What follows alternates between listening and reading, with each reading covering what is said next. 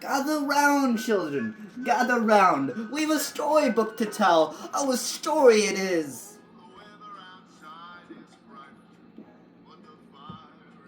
The Polar Express. This is an old storybook. One that's been loved for generations.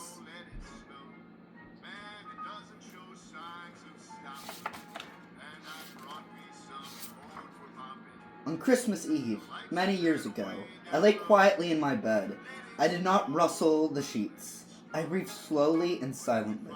I was listening for a sound a friend had told me I'd never hear. The ringing bells of Santa's sleigh. There is no Santa, my friend had insisted, but I knew he was wrong. Late that night, I did hear sounds, though not of ringing bells. From outside came the sounds of hissing steam and squeaking metal. I looked through my window and saw a train standing perfectly still in front of my house.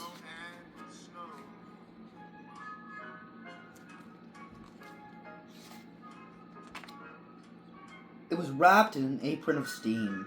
Snowflakes fell lightly around it. A conductor stood at the open door of one of the cars. He took a large pocket watch from his vest, then looked up at my window. I put on my slippers and robe. I tiptoed downstairs and out the door. "All aboard!" the conductor cried out. I ran up to him. "Well," he said, "are you coming?" "Where?" I asked. "Why, to the North Pole, of course," was his answer. "This is the Polar Express." I took his outstretched hand, and he pulled me aboard.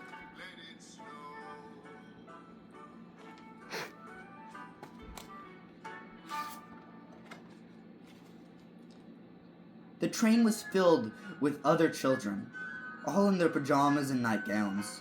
We sang Christmas carols and ate candies with nougat centers,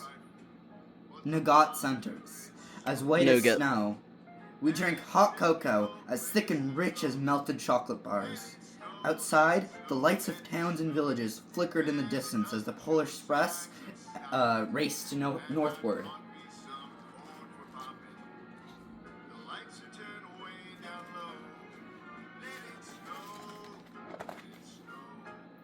Soon, there were no more lights to be seen. We traveled through cold, dark forests, where lean wolves roamed, and white-tailed rabbits hid from our train as it thundered through the quiet wilderness.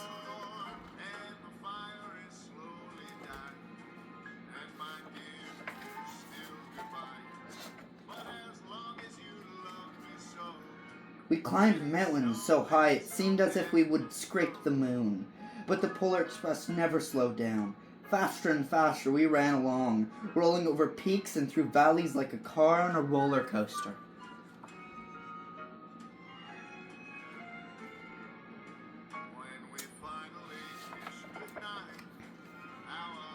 The mountains turned into hills, the hills to snow-covered plains. We crossed a barren desert of ice, the great polar ice cap. Lights appeared in the distance. They looked like the lights of a strange ocean liner sailing on a frozen sea. "There," said the conductor, "is the North Pole."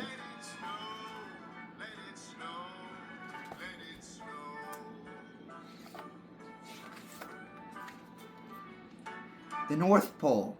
It was a huge city standing alone at the top of the world, filled with factories where every Christmas toy was made. At first, we saw no elves. "They are gathering at the center of the city," the conductor told us. "That is where Santa will give us the first gift of Christmas." "Who receives the first gift?" we all asked. The conductor answered, "He will choose one of you."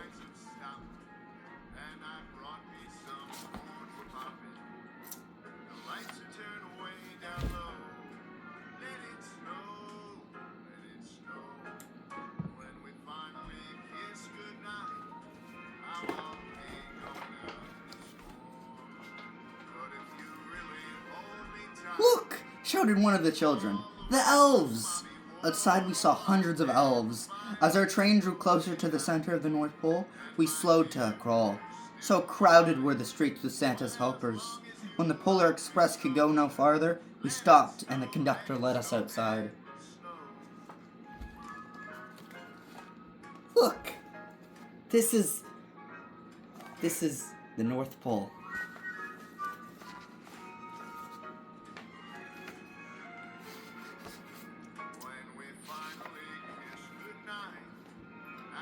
We pressed through the crowd to the edge of a large open circle. In front of us stood Santa's sleigh. The reindeer were excited. They pranced and paced, ringing the silver sleigh bells that hung from their harness. It was a magical sound, like nothing I'd ever heard. Across the circle, the elves moved apart, and Santa Claus appeared. The elves cheered wildly. He marched over to us and pointed to me, said, "Let's have this fellow here!" He jumped into his sleigh. The conductor handed me up. I sat on Santa's knee, and he asked, "Now what would you like for Christmas?" "Look, it's Santa, children."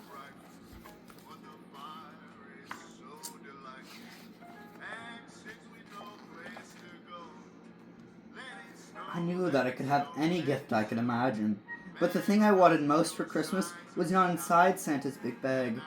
But what I wanted more than anything was one silver bell from Santa's sleigh. When I asked, Santa smiled.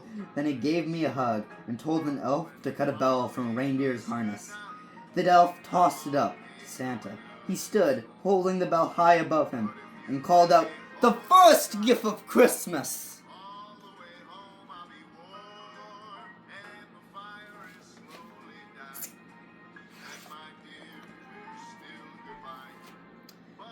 A clock struck midnight.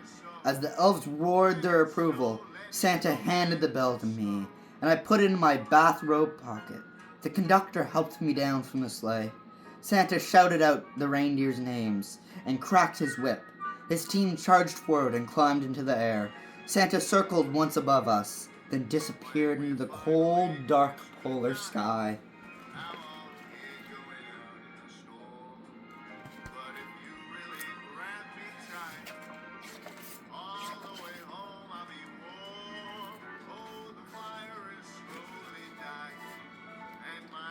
As soon as we were back inside the Polar Express, other children asked to see the bell.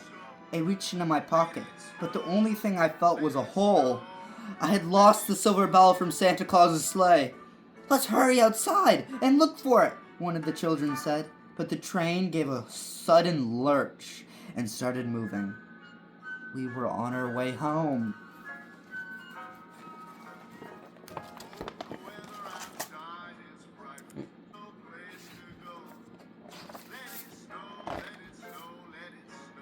It broke my heart to lose the bell.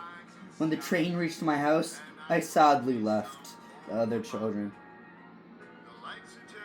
I stood at my doorway and waved goodbye. The conductor said something from the moving train, but I couldn't hear him. "What?" I yelled out. He cupped his hands around his mouth. "Merry Christmas!" He shouted. The Polar Express let out a loud blast from its whistle and spread away.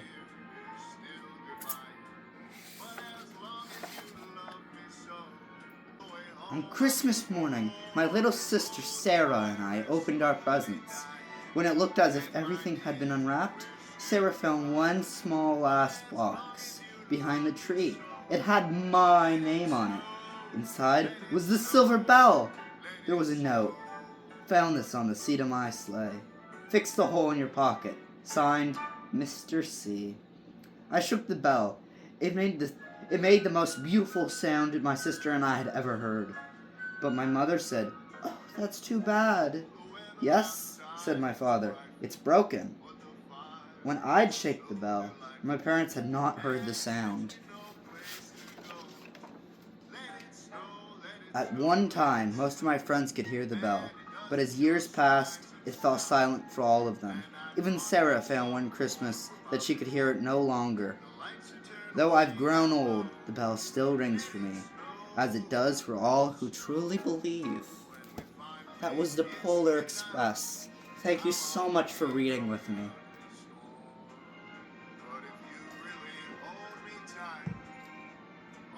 Have yourselves all a Merry Christmas.